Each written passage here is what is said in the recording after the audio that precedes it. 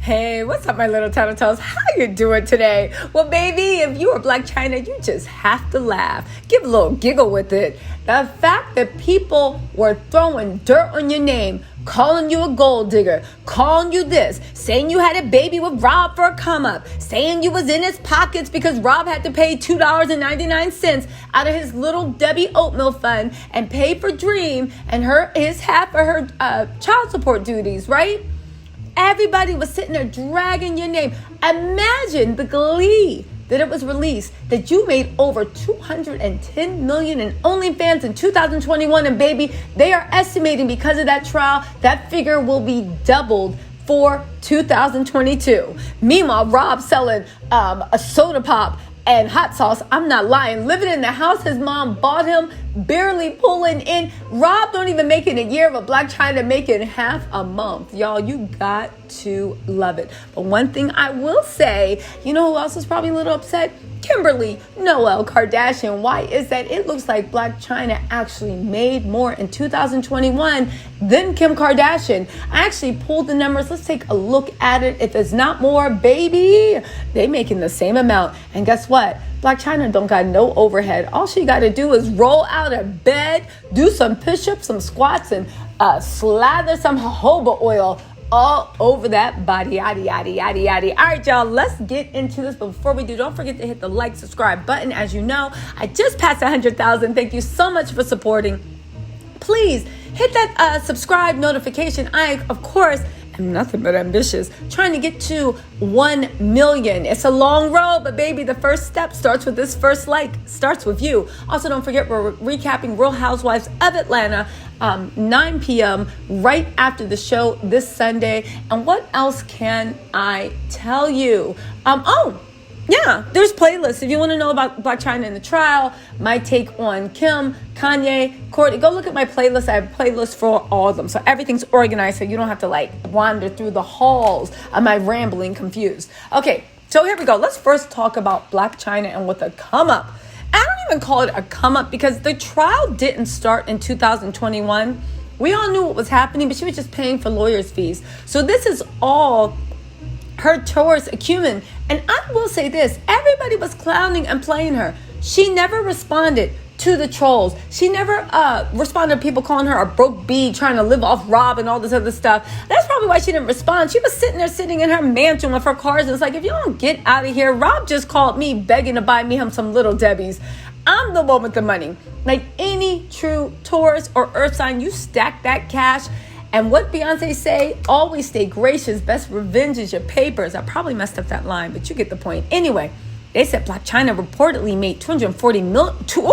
Got the figure wrong. $240 million on her OnlyFans in 2021.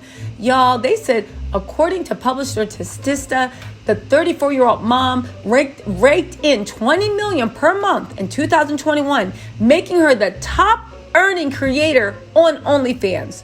She launched her OnlyFans in April 2020, charges a monthly subscription rate of $20, which gives users exclusive access to her photos. Now, you know what's so amazing about this also? This is just what they got from her monthly membership times the amount of subscribers she has. That's where they got that 240. That doesn't count those one clients that want a little extra, want a little more, want to upgrade, to the champagne room pictures, right? So this is a base of what she made. And get this, when you want to talk about what she made net, she made at least 240. This isn't counting off her side hustles with her endorsements, her Blac Chyna closet, all these things she has going on. She has a million side, the lash boutique, her lip line. She is literally estimated at north of making 400 to 500 million in 2021. You don't want to believe it? Fine, that's all speculative. But this 240 OnlyFans, that's only base. It's not counting any extra. But getting back to what I was saying about net, she doesn't have any overhead. She doesn't have to pay warehouses. She doesn't have to pay designers. She doesn't have to pay marketing teams. She doesn't even have to pay for shipping and distribution. She don't got to pay UPS. She doesn't even need an office. And what's more, if she's filming OnlyFans, that means that she can deduct most of the rent in her house Most of her vacations, stuff on the car. She has literally no overhead. So everything she makes on OnlyFans is pure profit. That other 200 million they're saying she made, somewhere between 100 and 200 million. Yeah, you got to take out marketing, lights, all this other stuff. We get it. But that OnlyFans, that is pure profit, and that's not even counting the people that wanted a little bit extra special pictures that you could charge a true premium for. You guys, 240 million in 2021. Can you believe it? Can you believe it? But speaking of why Blac Chyna is actually making more and has more money than Kim Kardashian right now, we need to actually talk about what's going on, right? Because Kim's money is tied up in hype. It's tied up in assets that cannot easily be extracted, like the real estate that her and Kanye are arguing over, right? Her house, stuff that, like, if you did need the money, you couldn't just sell it tomorrow unless you took a big loss. It's also wrapped up in valuations. Valuations are nothing but a fancy way of saying we estimate that if things go as they go, you'll probably earn this much. When it comes to privately and publicly offered companies, that's what the whole stock market is based on, valuations, right? But valuations can go up and they can also go down. What's more, Kim only owns 35% of Skims. Kanye actually owns a big proportion of Skims. And so does, what's her name, Gertie, the woman that is a co-founder of Skims with Kim. Now, I know there are a lot of Google reports that say that Kim owns 100% of Skims, but if you actually go to the business and actually look at the corporation documents filing what the current ownership split is, Kim only owns 35% of it, right?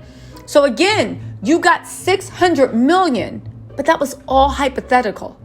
To actually, how would you, there's no way you could even extract even 1/4 of that if you needed to quickly out of Skims, because the whole structure would fall down. Do you see what I'm saying?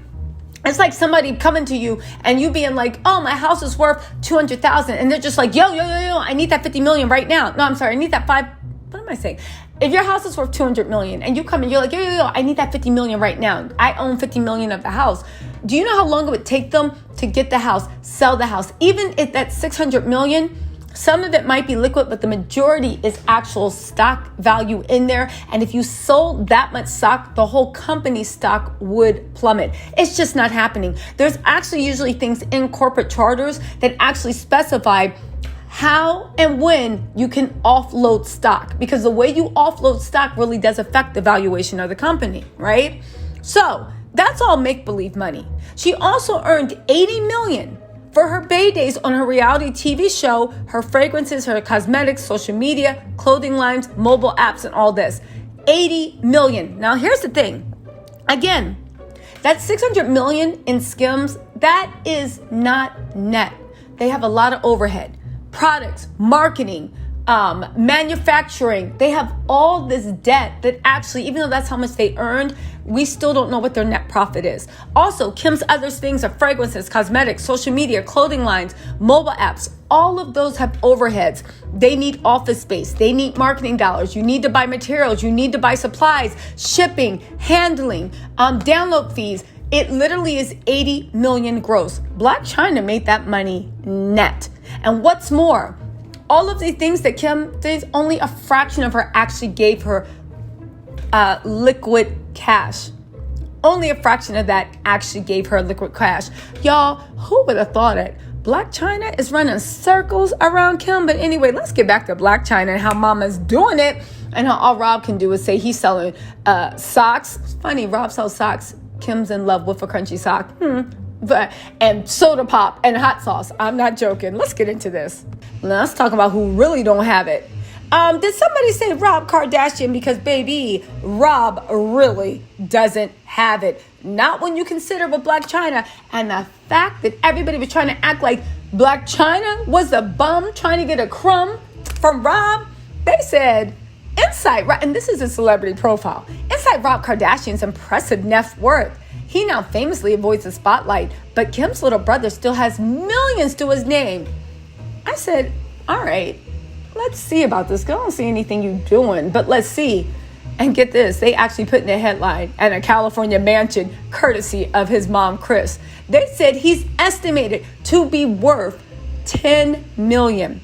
Plus, The $9 million home his mommy bought him. He also has a custom Rolls Royce. His brand's Halfway Dead and Arthur George, that's morbid, halfway dead, and provides child support to Dream. Child support, boy, please. I know Blac Chyna be wiping the windows with those dollars you sending over. Talking about if you don't get your broke self out of here. Okay, so let's see where he's getting. They're saying his bank account's not lacking. Now, don't get me wrong. $10 million is a lot of money. All right, congratulations, Rob. You got that $10 million by being an oatmeal Debbie pie distribution center. Congratulations. But I will say this, right? When it comes to how Rob gets his money, we all have a few questions. Now get this. When Rob signed that $150 million contract for Ease, keeping up the Kardashians, the whole family did, right? The family equally split their fee for appearing on the show. It was $1 million per episode, but Rob was only getting $50,000 when he reduced his appearances in 2018. That's the one thing. The family went against Blac Chyna. Rob went against Blac Chyna because he was mad at her. But was Chyna wrong about that dynamic with the family? Y'all, so you know your brothers at that time was suffering from mental health, depression, all these debilitating diseases. Let's also not even forget the fact that Rob was cool until he moved in with Khloe and Lamar's partying self. And then we saw Robert Kardashian, the partier, emerge. Now, I'm not saying that Khloe and Lamar pulled him into a lifestyle. I am saying it seemed like the effects of whatever lifestyle he was living amped up to 100 once he started hanging around Khloe and Lamar. That would explain also why Khloe feels so much guilt toward Rob. But anyway, where was I saying? Okay.